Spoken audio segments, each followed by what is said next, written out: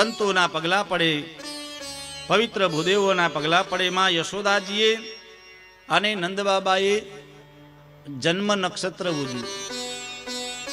પણ જન્મ નક્ષત્ર ઉજવ્યું ને, પણ પાર્ટીમાં બર્થડેમાં એટલા મશગુલ થઈ ગયા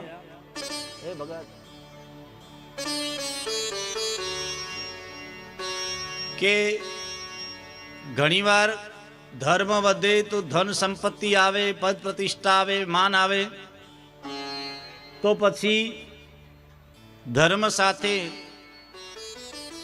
ધનનો વિવેક હોવો જોઈએ. અને ધર્મમાં ભગવાનને ભૂલી પણ ન જવા જોઈએ.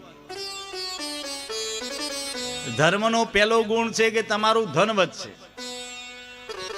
ધર્મ પછી અર્થ, પુરુષાર્થ છે.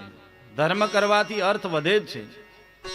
કારણ કે દેવતાઓને તમે પ્રસન્ન કરો તો દેવતાઓ બધા આમ જ આશીર્વાદ આપવા માટે બેઠા છે. તમને અર્થ મળશે. ધર્મથી તમારું ધન વધશે, પણ ધન વધ્યા પછી એ ધનનો અહંકાર ના આવે. ધનમાં આપણે ભોગોમાં એટલા મશગુલ ન થઈ જઈએ કે ભગવાનને ભૂલી જઈએ. અહીં યશોદા મૈયાથી પણ થોડી ભૂલ થઈ કે જન્મ નક્ષત્ર ઉજવવા ગયા, પણ શું કર્યું? અનેક મીઠાઈઓને વાનગીઓ બનાવવામાં પેલા ભગવાન બાલકૃષ્ણને લાલાને એક ગાડા નીચે બાંધ્યા અને પોતાના કામમાં લાગી ગયા. કંસે મોકલેલો સક્ટાસુર નામનો દૈત્ય આવ્યો, એ ગાડા ઉપર બેઠો. કનૈયાએ એ ગાડાને લાત મારી ઉછાળ્યું. એ સક્ટાસુર ગાડાની નીચે પડ્યો.